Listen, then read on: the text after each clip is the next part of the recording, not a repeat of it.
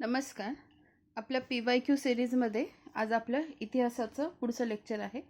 आपण बघूया जहाल कालखंड. तर जहाल कालखंडाचा कालावधी काय? 1905 ते 1920. बघा, आधी आपण आज काय बघितलं? मवाळ कालखंड. त्याचा कालावधी काय होता? 1885 ते 1905.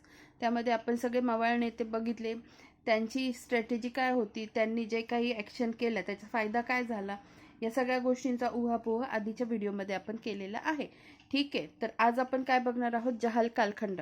तर जहाल कालखंडामध्ये पण किती एकूण 4 प्रश्न विचारण्यात आलेले आहेत. जसे मवाळ कालखंडाचे पण 4 होते, तसेच जहाल कालखंडाचे पण 4 प्रश्न आहेत. तर बघा, पहिला प्रश्न काय आहे? खालीलपैकी कोणत्या वृत्तपत्र आणि साहित्याशी लाला लजपतराय यांचा संबंध नाही विचारता येते? कंबाईन ग्रुप सी 11 जानेवारी 2026 हा प्रश्न विचारलेला आहे. तर बघा, त्यांनी पंजाब हे वृत्तपत्र प्रकाशित केलं, हे बरोबर आहे. त्यांनी यंग इंडिया या ग्रंथाचं लेखन केलं, बरोबर आहे. वंदे मातरम या वृत्तपत्रातून त्यांनी पॅसिव्ह रेझिस्टन्स थेअरीचा सिद्धांत मांडला, हे विधान चुकीचं आहे. आणि पॉलिटिकल फ्युचर ऑफ इंडिया या ग्रंथाचं लेखन त्यांनी केलं. ठीक आहे. तर क विधान चुकीचं आहे. क विधान चुकीचं म्हणजे त्यांनी काय विचारलंय? कशाचा संबंध नाही? तर केवळ क चा संबंध नाही. तर आपण लाला लजपतराय यांच्याविषयी व्यवस्थित बघून घेऊ. आणि हे जे आहे पॅसिव्ह रेझिस्टन्सचा सिद्धांत मांडणारे कोण होते? तर अरविंद घोष यांनी वंदे मातरम या वृत्तपत्रातून पॅसिव्ह रेझिस्टन्स थेअरी मांडलेली आहे. तर लाला लजपतराय यांच्याविषयी आपण बघून घेऊ. लाला लजपतराय 1865 ते 1928, जन्म 28 जानेवारी 1865 रोजी लुधियाना या जिल्ह्यातील धुंडिके या गावात झाला. शिक्षण 1886 कायद्याचे शिक्षण पूर्ण केले व ते DAV कॉलेजात अध्यापन. पुढे हिसार व लाहोरला वकिली सुरू केली. लाला लजपतराय हे 14व्या वर्षी स्वामी दयानंद सरस्वती यांची भेट घेऊन शेवटपर्यंत ते आर्य समाजाच्या प्रभावाखाली राहिले. असे प्रश्न विचारतात की कोणती व्यक्ती कोणत्या समाजाशी संबंधित होती? तर हे कोणत्या समाजाच्या प्रभावाखाली राहिले? तर आर्य समाजाच्या प्रभावाखाली राहिले. ह्या गोष्टी थोड्या नीट लक्षात ठेवा. लाला लजपतराय हे 14व्या वर्षी स्वामी दयानंद सरस्वती यांची भेट घेऊन शेवटपर्यंत ते आर्य समाजाच्या प्रभावाखाली राहिले. दयानंद सरस्वतींच्या मृत्यूनंतर लालांनी आर्य समाजाच्या कॉलेज गटाचे नेतृत्व केले. 1886 लाला हंसराज यांच्यासोबत लाहोरला दयानंद अँग्लो वेदिक शाळा काढली. 1886 कोणासोबत? लाला हंसराज यांच्यासोबत लाहोरला दयानंद अँग्लो वेदिक शाळा काढली. लालाजींच्या वडिलांप्रमाणे ते स्वतः सुरुवातीला सर सय्यद अहमद खान यांचे प्रशंसक होते, पण पुढे 1888 पासून ते काय झाले? टीकाकार झाले. हे पण लक्षात ठेवा की आधी कोण कसं होतं, नंतर ते कसं बदललं, हे पण लक्षात ठेवायचं. लाला लजपतराय सुरुवातीपासूनच जहालवादी होते. ते मवाळांवर टीका करताना म्हणायचे की मवाळांचे लांब लचक अर्ज म्हणजे भीक मागणे असे टिळकाप्रमाणे मत मांडायचे. ठीक आहे. आता हे स्टेटमेंट आपण मवाळ कालखंड जेव्हा पाहिलं तेव्हा हे स्टेटमेंट कोणाचं आहे? तर लोकमान्य टिळकांचं. हे आपण आधीच बघितलेलं. 1905च्या स्वदेशी चळवळीत ते मी स्वतः स्वदेशी आहे असे घोषित केले. कोणत्या? 1905च्या स्वदेशी चळवळीत ते मी स्वतः स्वदेशी आहे असे घोषित केले. चरित्र लिहिली त्यांनी कोणती? गॅरिबाल्डी, योगीराज श्रीकृष्ण, छत्रपती शिवाजी महाराज, मॅझिनी, स्वामी दयानंद ही चरित्र त्यांनी लिहिली. ऑगस्ट-सप्टेंबर 1905 भारताच्या स्थितीबाबत ब्रिटिश जनमत जागृतीसाठी काँग्रेसचे प्रतिनिधी म्हणून ते कुठे गेले? इंग्लंडला गेले. ठीक आहे. ऑगस्ट-सप्टेंबर 1905 भारताच्या स्थितीबाबत ब्रिटिश जनमत जागृतीसाठी काँग्रेसचा प्रतिनिधी म्हणून इंग्लंडला गेले. नंतर 1907 पंजाबमध्ये व्यापक शेतकरी चळवळीचे नेतृत्व त्यांनी केले. त्यामुळे लालाजींना व अजित सिंग यांना बर्मा मंडाले या ठिकाणी हद्दपार करण्यात आले. हद्दपार कुठे करण्यात आलं? बर्मा मंडाले या ठिकाणी. का केलं आणि कोणत्या वर्षी केलं? तर 1907 पंजाबमध्ये व्यापक शेतकरी चळवळीचे नेतृत्व त्यांनी केलं. त्यामुळे अटकेबाबतचे अनुभव 1908 द स्टोरी ऑफ माय डिपॉर्टेशन या पुस्तकात त्यांनी नोंदवलं. हे विचारलं द स्टोरी ऑफ माय डिपॉर्टेशन हे कोणाचं आहे? तर हे लाला लजपतराय यांचं आहे. पुढे बघा, 1913 ते 1920 दरम्यान ते जपान, इंग्लंड, अमेरिका या दौऱ्यावर होते. 1913 ते 1920 दरम्यान जपान, इंग्लंड, अमेरिका दौऱ्यावर ते होते. तेव्हा अमेरिकेत बघा, गदर चळवळशी संबंधित म्हटलं तर कोण? लाला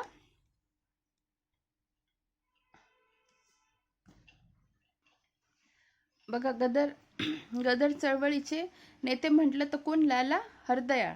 लाला हरदयाळ. पण गदर चळवळीला पाठिंबा देणारे पण कोण? की लाला लजपतराय. ठीक आहे. नंतर अमेरिकेत त्यांनी ऑक्टोबर 1916ला इंडियन होम रूल लीगची स्थापना केली. अमेरिकेत असताना अनेक पुस्तकं लिहिली. ह्या जे 1913 ते 1920चा जो कालखंड आहे ते कुठं गेले? जपान, इंग्लंड आणि अमेरिका दौऱ्यावर होते. ठीक आहे. नंतर अमेरिकेत अर्थातच मग गदर पार्टीची स्थापना किंवा गदर चळवळ कुठे असेल? अमेरिकेत त्या कालखंडातच झाली असेल. याच्यावरून ह्या गोष्टी कोरिलेट करा. नंतर अमेरिकेत त्यांनी ऑक्टोबर 16 मध्ये इंडियन होम रूल लीगची स्थापना पण केली. अमेरिकेत असताना त्यांनी लिहिलेली पुस्तकं बघा कोणती कोणती आहे. आर्य समाज. आता आर्य समाजाशी ते संबंधित होते. मग आर्य समाज 1915 बघा, तिकडे अमेरिकेत लिहिलेली आहे ना त्यांनी. आणि ते 1913 ते 1920 परदेश दौऱ्यावर होते. मग त्या कालखंडातच ऑप्शन असेल तर आपण तेव्हा त्या वर्षांना टिक करू शकतो.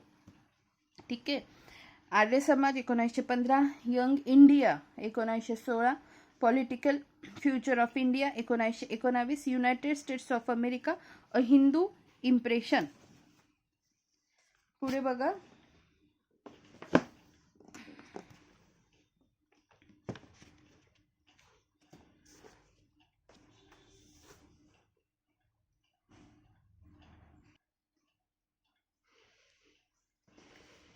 सप्टेंबर 1920च्या कलकत्ता काँग्रेस अधिवेशनाचे अध्यक्ष म्हणून त्यांची निवड झाली. आता मला सांगा, आपण कलकत्ता मागच्या याच्यात किती ठिकाणी पाहिलं की दादाभाई नौरोजी 3 वेळा राष्ट्रीय काँग्रेसचे अध्यक्ष होते.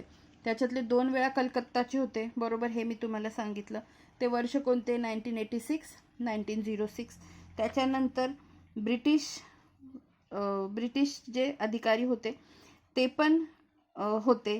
काय म्हणता, ब्रिटिशमध्ये कलकत्ता नाही, एक मद्रास होतं, अलाहाबाद होतं. ठीक आहे. मुंबई होतं. तर कलकत्ताचं मला काय सांगायचं होतं? कलकत्त्याचं 2 ठिकाणी. ठीक आहे. ब्रिटिशांचं विसरून जा. कलकत्त्याचं काय सांगायचं होतं मला? हे बघा, हे दिसतात. 1886, 1893 आणि 1906. 3 वेळा राष्ट्रीय काँग्रेसचे अध्यक्ष दादाभाई नौरोजी. त्याच्यातले 2 वेळा, पहिलं आणि त्यांचं तिसरं, हे अधिवेशन कलकत्त्याला झालेलं. तसंच लाला लजपतराय हे सप्टेंबर 1920च्या कलकत्ता काँग्रेस अधिवेशनाचे अध्यक्ष म्हणून त्यांची निवड झाली. डिसेंबरमधील नागपूर अधिवेशनातही सहभाग घेतला व असहकार वर त्यांचा विश्वास नव्हता. डिसेंबरमधील, हे बघा, एक लक्षात ठेवा, सप्टेंबर 1920च्या कलकत्ता काँग्रेस अधिवेशनाचे अध्यक्ष होते. डिसेंबरमधील नागपूर अधिवेशनातही त्यांनी सहभाग घेतला व असहकारवर त्यांचा विश्वास नव्हता, त्यामुळे त्यांनी असहकार ठरावाला विरोध केला. हे स्टेटमेंट नीट लक्षात ठेवा. असहकाराला त्यांचा पाठिंबा होता की नव्हता, किंवा दिलं तर आपल्याला माहिती पाहिजे. त्यांचा विरोध होता. नागपूर या ठिकाणी भरलेल्या अखिल भारतीय विद्यार्थी परिषदेचे 1920 मध्ये त्यांनी अध्यक्षपद भूषविले. हा पॉईंट पण महत्त्वाचा आहे. लाला लजपतराय यांनी ऑक्टोबर 1920ला मुंबईमध्ये स्थापन झालेल्या ऑल इंडिया ट्रेड युनियन काँग्रेसच्या पहिल्या अधिवेशनाचे अध्यक्षपद भूषवले. हा खूप वेळा प्रश्न विचारलेला आहे, पण याच्यात लक्षात काय ठेवा? मुंबईमध्ये भरलेला. त्याच्यानंतर नोव्हेंबर 1921 मध्ये लालाजींनी लाहोर येथे तिलक स्कूल ऑफ पॉलिटिक्स व लोकसेवक मंडळ सोसायटीची स्थापना केली. याचे उद्घाटन महात्मा गांधीजींच्या हस्ते झाले. 1921 लालाजींनी कुठे? लाहोरमध्ये. तिलक स्कूल ऑफ पॉलिटिक्स, लोकसेवक मंडळ आणि उद्घाटन महात्मा गांधीजींच्या हस्ते. असहकार चळवळ मागे घेतल्यानंतर त्यांनी स्वराज्य पार्टीत प्रवेश केला. कोणत्या पार्टीत? स्वराज्य पार्टीत प्रवेश केला. 1924 ते 1927 दरम्यान त्यांनी अनेक वेळा इंग्लंडला भेटी दिल्या. 1924 ते 1927 दरम्यान त्यांनी अनेक वेळा इंग्लंडला भेटी दिल्या. मे जून 1926 भारतीय कामगारांचे प्रतिनिधी म्हणून जिनिव्हा या ठिकाणी भरलेल्या आंतरराज्यीय कामगार परिषदेत भाग घेतला. जिनिव्हा बघा, इथे पण परदेशात गेलेले असं लक्षात ठेवा. कामगारांचे प्रतिनिधी म्हणून जिनिव्हा स्वित्झर्लंड येथे आंतरराष्ट्रीय कामगार परिषदेत भाग घेतला. वृत्तपत्र बघा, वंदे मातरम उर्दू दैनिक सुरू केले, तसेच पंजाबी वृत्तपत्राचे संपादन केले. लालाजींनी 1928 मध्ये अनहॅप्पी इंडिया हे पुस्तक कॅथरीन मेयोने लिहिलेल्या मदर इंडिया या पुस्तकाला प्रत्युत्तर म्हणून लिहिले. अनहॅप्पी इंडिया हे पुस्तक कॅथरीन मेयोने लिहिलेल्या गदर इंडिया या पुस्तकाला प्रत्युत्तर म्हणून लिहिले. 30 ऑक्टोबर 1928 रोजी लाहोर या ठिकाणी सायमन कमिशनच्या विरोधात झालेल्या मोर्चाचे नेतृत्व करताना झालेल्या लाठी हल्ल्यात लालाजी जखमी होऊन 17 नोव्हेंबर 1928ला त्यांचा मृत्यू झालेला आहे. 1865ला त्यांचा जन्म झालेला आहे, 28 जानेवारी 1865, आणि त्यांचं निधन 1928ला 17 नोव्हेंबरला झालेलं आहे. कुठे? लाहोर या ठिकाणी सायमन कमिशनच्या विरोधात काढलेल्या मोर्चात नेतृत्व करताना 30 ऑक्टोबर 1928. पुढे बघा, प्रश्नानुसार वंदे मातरम या वृत्तपत्रातून अरविंद घोष यांनी अक्रिय संघर्षाचे तत्वज्ञान डॉक्ट्रिन ऑफ पॅसिव्ह रेझिस्टन्स या नावाने सिद्धांत मांडला. लाला लजपतराय यांनी नव्हे. पुढचं बघा, भारतीय असंतोषाचे जनक असा लोकमान्य टिळकांचा उल्लेख खालीलपैकी कोणी केला आहे? तर तो केला आहे सर व्हॅलेंटाईन चिरोल यांनी. ग्रुप सी 2021ला हा प्रश्न विचारण्यात आलेला आहे. तर बघा, आपण बाकीचं बघून घेऊ. व्हॅलेंटाईन चिरोल हे ब्रिटिश पत्रकार होते. त्यांनी 1905ला वंगभंग चळवळी दरम्यान भारताला भेट दिली. व्हॅलेंटाईन चिरोल काय होते? पत्रकार होते. कोणते? ब्रिटिश पत्रकार. 1905ला वंगभंग चळवळी दरम्यान त्यांनी भारताला भेट दिली. चिरोल यांनी द इंडियन अनरेस्ट हे पुस्तक लिहिले. त्यात त्यांनी टिळकांचा उल्लेख फादर ऑफ इंडियन अनरेस्ट या शब्दात केला. 29 जानेवारी 1919 रोजी टिळकांनी व्हॅलेंटाईन चिरोल यांच्या विरोधात अब्रू नुकसानीचा खटला इंग्लंडमध्ये दाखल केला. त्यावेळेस भारतीय जनतेने त्यांच्यासाठी बघा 3 लाख रुपये निधी उभा केला.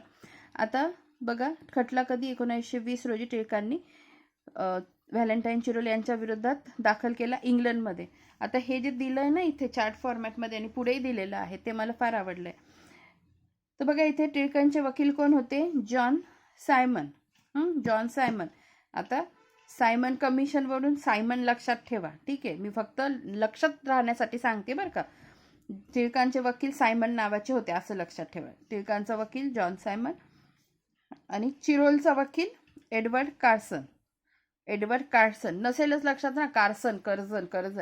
आता कर्जनला लक्षात नका ठेवू, पण कर्जन सारखा उच्चार असणारा कार्सन होता असं लक्षात ठेवा.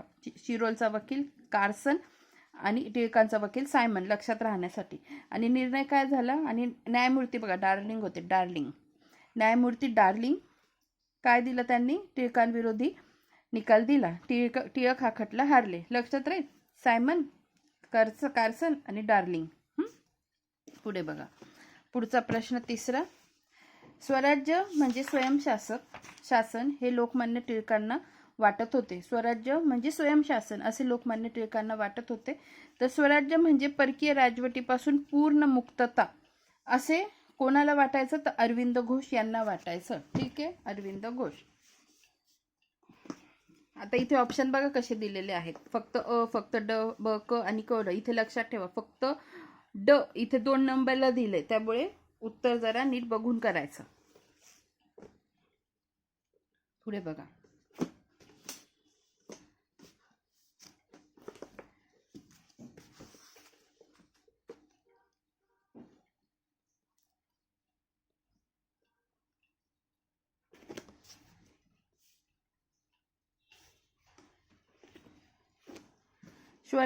स्वराज्य शब्दाचा वापर किंवा प्रथमोच्चार. स्वराज्य शब्दांचा प्रथमोच्चार 1906 कलकत्ता अधिवेशन अध्यक्ष दादाबाई नौरोजी यांनी अध्यक्षीय भाषणात केला, पण व्याख्या केली नाही.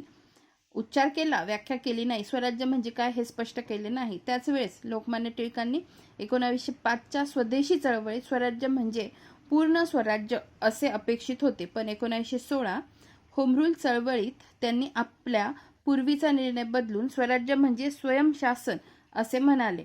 स्वयंशासन वसाहतीच्या स्वराज्याची. आता पण अरविंद घोष यांनी स्वराज्य म्हणजे संपूर्ण स्वातंत्र्य असाच अर्थ कायमच अभिप्रेत होता. अरविंद घोष यांना स्वराज्य म्हणजे संपूर्ण स्वातंत्र्य असाच अर्थ कायमच अभिप्रेत होता. पण राष्ट्रीय काँग्रेसने अधिकृतरित्या 1929च्या लाहोर अधिवेशनात पूर्ण स्वराज्याचा ठराव पास केला. आता एवढ्या ह्याच्यात आहे ना खूप गोष्टी महत्त्वाच्या आहे. एक तर प्रथम स्वराज्याचा उच्चार कधी 1906च्या कलकत्ता अधिवेशनात दादाभाईंनी त्यांच्या भाषणात केला. पण स्वराज्याची व्याख्या होती का त्याच्यात? नाही. लोकमान्य टिळकांनी 1905 स्वराज्य म्हणजे पूर्ण स्वराज्य असं अपेक्षित होतं. 1916ला होम रूल चळवळीत त्यांनी आपला पूर्वीचा निर्णय बदलला आणि स्वराज्य म्हणजे स्वयंशासन असं म्हटले. पण अरविंद घोष हे ठाम होते. आधीपासून काय ते म्हणायचे, संपूर्ण स्वातंत्र्य असाच त्यांचा अर्थ होता. आणि राष्ट्रीय काँग्रेसने अधिकृतरित्या, बघा शब्द बघा काय वापरले, अधिकृतरित्या 1929च्या कोणत्या लाहोर अधिवेशनात, खूप महत्वाचं आहे, पूर्ण स्वातंत्र्याचा ठराव पास केला. ठीक आहे. आता पुढे बघा. अरविंद घोष यांची वृत्तपत्र युगांतर, वंदे मातरम. अरविंद घोष वयाच्या 7व्या वर्षी इंग्लंडला गेले. कितव्या वर्षी? 7व्या वर्षी इंग्लंडला गेले. शिक्षण पूर्ण झाल्यानंतर ते ICS परीक्षा पास झाले. मात्र घोडेस्वारीची चाचणी पास न करू शकल्याने त्यांना सेवेत घेतलं नाही. मवाळांवर टीका करणारा लेख new lamp for the old ही मवाळांवर टीका करणारा लेख लिहिला. कलकत्ता नॅशनल कॉलेजचे प्राचार्य बनले. जाधवपूर विद्यापीठ. अरविंद घोष यांच्याविषयी बघतोय आपण. 1910ला पॉंडिचेरी येथे राहू लागले. अलीपूर कट खटल्यानंतर राजकारणातून संन्यास, हे असे स्टेटमेंट लक्षात ठेवायचे. 1910ला पॉंडिचेरी येथे राहू लागले. अलीपूर कट खटल्यानंतर राजकारणातून संन्यास. आध्यात्मिक कविता बघा. सावित्री. विचारलं सावित्री कविता, आध्यात्मिक कविता सावित्री ही इंग्रजी भाषेतील सर्वात मोठी कविता कोणी? अरविंद घोष यांची आहे. 23,813 ओळ्यांची. ठीक आहे. आता शेवटचा प्रश्न. जहाल काळात केसरी व मराठा जनजागृतीत आघाडीवर होते. जहाल काळात केसरी व मराठा काय वृत्तपत्र आहेत हे जनजागृतीत आघाडीवर होते. टिळक व आगरकर यांच्याशी कसे संबंधित होते? PSI 2013ला विचारलेला प्रश्न आहे आणि हा प्रश्न खूप महत्त्वाचा आहे. बघा, त्यांनी केसरी इंग्रजीत व मराठीत 1881ला सुरू केलं. हे बघा, याच्यात चुकीचं काय? 1881ला दोन्ही वृत्तपत्र चालू झाली, हे बरोबर आहे. पण केसरी होतं मराठीत आणि मराठा होतं इंग्रजीत. ज्याच्यात मराठी हा शब्द आहे ना, ते असणार इंग्लिशमध्ये आणि मग उरलेलं मराठीत.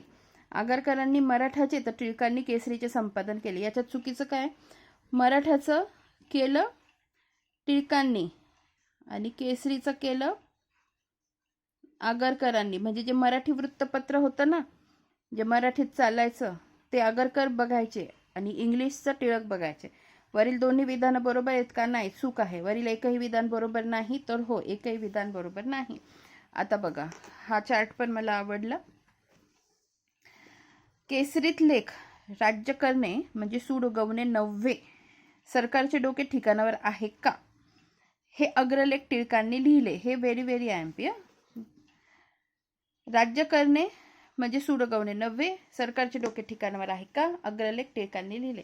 1881 टिळक व आगरकर यांनी, बघा, टिळक आणि इकडे आगरकर. टिळकांनी मराठा वृत्तपत्र 2 जानेवारी 1881ला आणि भाषा इंग्रजी होती. आणि आगरकरांनी केसरी 4 जानेवारी 1881ला मराठी भाषेत निघत असे. आता इथे 2 जानेवारी आणि 4 जानेवारी फक्त 2 दिवसाचाच फरक आहे आणि वर्ष एकच आहे, 1881. आधी मराठा, मग MK असं काहीतरी ट्रिक लक्षात ठेवा. M आणि K, आधी मराठा आणि मग केसरी. मराठा 2 जानेवारी, केसरी 4 जानेवारी. ठीक आहे. हे वृत्तपत्र सुशिक्षित भारतीयांसाठी होते. मराठाचा खप अधिक होता. हे वृत्तपत्र कोणतं? मराठा. सुशिक्षित भारतीयांसाठी मराठाचा खप अधिक होता. आणि हे जे आगरकरांनी लिहिलेलं, तर त्याच्याविषयी आपण बघितलं. आता पुढे बघा, त्यांच्यात मतभेद कशावरून झाले आणि त्यांनी केसरीचा राजीनामा दिला. राजकीय स्वातंत्र्य की सामाजिक सुधारणा यावरून टिळक व आगरकरांमध्ये मतभेद झाले. म्हणजे राजकीय स्वातंत्र्य आधी की सामाजिक सुधारणा आधी, यावरून टिळक व आगरकर यांच्यात मतभेद झाले. त्यामुळे 1887ला आगरकरांनी केसरीचा राजीनामा दिला. आगरकरांनी 1888ला सुधारक वृत्तपत्र सुरू केलं. समजलं एवढं? बघा, लोकमान्य टिळकांविषयी आपण बघू, मग आपलं लेक्चर संपणार आहे. लोकमान्य टिळक जन्म 23 जुलै 1856 रोजी रत्नागिरी जिल्ह्यातील चिखली या गावी झाला. आत्ताच रत्नागिरी जिल्ह्यात आपण कोणाचा बघितला मागच्या व्हिडिओमध्ये आठवा, आणि ह्या गोष्टी अशा आठवायला पाहिजे. गोपाळकृष्ण गोखले यांचा 1866 मध्ये कोथरूड जिल्हा रत्नागिरी येथे जन्म झाला. तसा रत्नागिरी चिखली या गावी लोकमान्य टिळकांचा झाला. शिक्षण BA पुण्याच्या डेक्कन कॉलेजमध्ये, LLB बॉम्बेच्या एल्फिस्टन कॉलेजमध्ये. ठीक आहे, शिक्षण BA पुण्याच्या डेक्कन कॉलेजमध्ये, LLB बॉम्बेच्या एल्फिस्टन कॉलेजमध्ये. एल्फिस्टन कॉलेजमध्ये कोण शिकवायला होतं? पहिले भारतीय. हे पण मी तुम्हाला मागच्या लेक्चरमध्ये सांगितलं. कोण पहिले भारतीय एल्फिस्टन कॉलेजमध्ये गणित आणि तत्वज्ञानाचं त्यांनी प्राध्यापक होते, नोकरी केली. कोण? दादाभाई नौरोजी. अशा गोष्टी रिकॉल करायच्या आहे. पुढे बघा, 1881 मध्ये 2 जानेवारी 1881 इंग्रजी भाषेत टिळकांनी मराठा आणि 4 जानेवारी 1881 मराठी भाषेत टिळकांनी केसरी वृत्तपत्र सुरू केले. याचे संपादक आगरकर होते, परंतु 1887 मध्ये त्यांनी केसरीचा राजीनामा दिला. पुढे आगरकरांनी सुधारक 1888 मध्ये सुरू केलं, कारण अगोदर सामाजिक सुधारणा की राजकीय सुधारणा यावरून मतभेद होते. 1890 काँग्रेसमध्ये प्रवेश केला. 1892 संमती वयाच्या विधेयकास विरोध केला. 1890 काँग्रेसमध्ये त्यांनी प्रवेश केला आणि 1892ला संमती वयाच्या विधेयकास विरोध केला. 1893 सार्वजनिक गणेशोत्सव तर 1895 शिवजयंती उत्सवाची सुरुवात केली. हे याच्यावर प्रश्न पडलेले आहेत, दोन्ही लक्षात ठेवा. गणपती बाप्पाचं आपण कधी पण आगमन करून किंवा त्यांची आधी आपण पूजा करतो आराध्य दैवत म्हणून. मग सर्वात आधी सुरुवात कोणाची? तर गणेश उत्सवाची, असं लक्षात ठेवा. नाही तर 95-93 मध्ये आपण कन्फ्यूज होतो. तर 93 मध्ये सार्वजनिक गणेशोत्सव, 1895 मध्ये शिवजयंती उत्सवाची सुरुवात केली. 1896-97 टिळकांनी करबंदी चळवळ सुरू केली. चाफेकर बंधूंनी रँडचा खून 1897 मध्ये केल्यानंतर सरकारने टिळकांना खुनास प्रोत्साहन दिल्याच्या कारणावरून बघा 18 म्हणजे किती? 1.5 वर्ष. ठीक आहे, 18 महिन्यांची कारावासाची शिक्षा दिली. 1903 टिळकांनी आर्टिक होमिन वेदास ग्रंथ लिहिला. एप्रिल 1908 प्रफुल्ल चाकी व खुदिराम बोस यांनी मुझफ्फरपूरच्या न्यायाधीश किंग्सफोर्डला ठार मारण्याचा प्रयत्न केला, परंतु हा प्रयत्न फसला. केसरीमध्ये क्रांतिकारकांना पाठिंबा दिला म्हणून 1908 ते 1914 अशी 6 वर्षांची सक्त मजुरीची शिक्षा त्यांना दिली. ठीक आहे, केसरीमध्ये क्रांतिकारकांना पाठिंबा दिला म्हणून 1908ला आणि 1908 ते 1914 हे नीट लक्षात ठेवा, हे वर्ष विचारतात. 1908 ते 1914 अशी 6 वर्षांची सक्त मजुरीची शिक्षा दिली. तुरुंगात असताना टिळकांनी गीता रहस्य लिहिलं.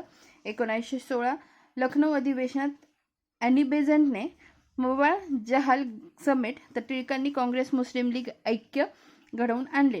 1916चं लखनौ अधिवेशन, ॲनी बेझंट यांनी मवाळ जहाल गट समेट म्हणजे एकत्र आणले आणि टिळकांनी काय केलं? काँग्रेस मुस्लिम लीग ऐक्य घडवून आणले.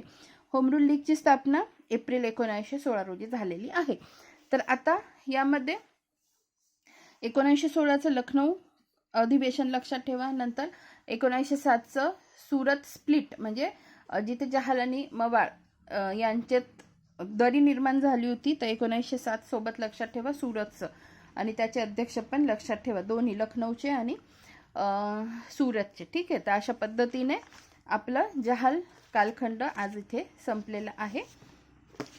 धन्यवाद.